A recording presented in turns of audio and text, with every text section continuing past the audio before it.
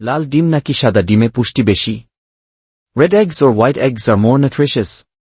সাধারণত সাদা পালকের মুরগির ডিম সাদা এবং গাঢ় রঙের পালকের মুরগির ডিম লাল হয়ে থাকে।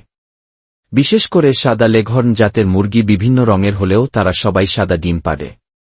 অন্যদিকে প্লেমাউথ রকস বা রোড আইল্যান্ড মুরগিগুলো লাল ডিম পেড়ে থাকে।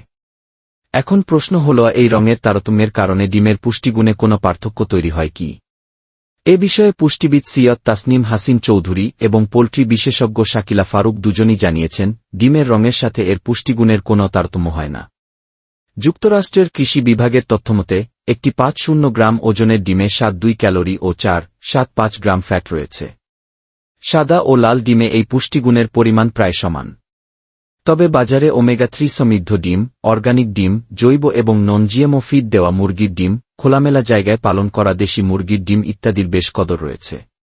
এক্ষেত্রে মুরগির ডিমের রং নয়, বরং মুরগি কী ধরনের খাবার খায় এবং কী ধরনের পরিবেশে বেড়ে ওঠে সেটি বেশি গুরুত্বপূর্ণ।